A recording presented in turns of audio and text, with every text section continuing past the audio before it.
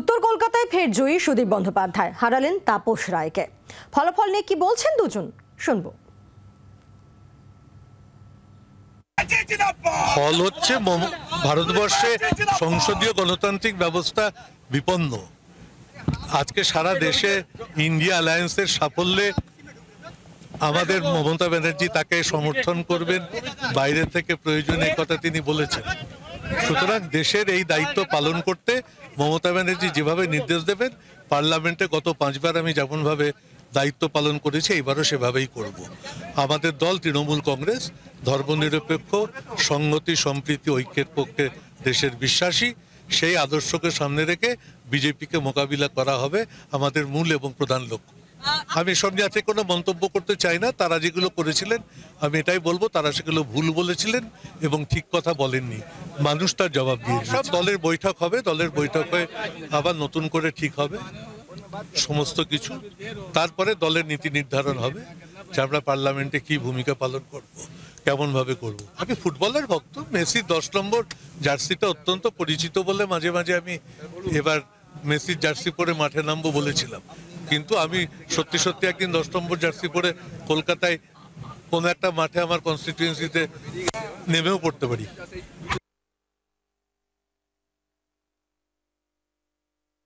7টা assembly constituency এবং বিভিন্ন part, booth বা কাউন্টিং যেখানে হচ্ছিল তাদের সকলের সঙ্গে কথা বলে হেয়ারও টেবিলগুলো 7টা ঘুরে ঘুরে, সুতরাং সারাক্ষণই তো আমি সকালে ঢোকা থেকে এখনও পর্যন্ত সেগুলোই করেছি।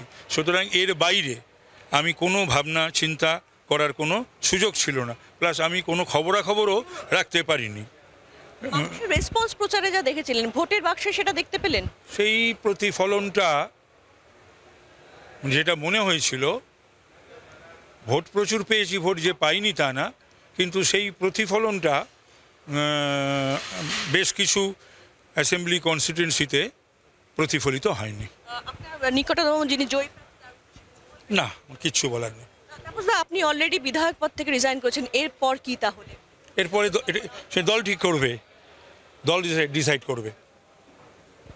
এই মুহূর্তে তাপস রায় তিনি বেরিয়ে এসছেন কাউন্টিং সেন্টার থেকে এবং তিনি যেটা বলছেন যে তিনি তার যে পরাজয়, অর্থাৎ এখনও পর্যন্ত যা কাউন্টিং রেজাল্ট আসছে 80± তার যে পরাজয়, সেই পরাজয় কার্যত তিনি বলছেন তিনি পরাজিত হয়েছেন। তবে কি কারণে এই পরাজয় হলো, মানুষের যা রেসপন্স তিনি দেখেছিলেন সেটা কেন ভোট বাক্সে প্রতিফলিত হলো না, সেই নিয়ে কিন্তু কাটাছেঁড়া চলবে। সেটা কারণ তিনি এখনই বলতে পারছেন না। তবে এই মুহূর্তে কিন্তু তিনি পরাজিত হয়েছেন সেটা স্বীকার করে নিয়ে কিন্তু কার্যত কাউন্টিং সেন্টার ছেড়ে যাচ্ছেন তাপস রায় তৃণমূল কংগ্রেসের প্রার্থীর কাছে। তিনি বলছেন যে সেক্ষেত্রে তার হারের যে মার্জিনটা সেটা প্রায় 80,000-এর কাছাকাছি রয়েছে, এমনটাই কিন্তু তিনি বলছেন। জি 24 ঘন্টার জন্য ক্যামেরায় জয়ন্তের সঙ্গে শ্রেয়সী, কলকাতা। বাংলার আওয়াজ, বাঙালির আবেগ, জি 24 ঘন্টা।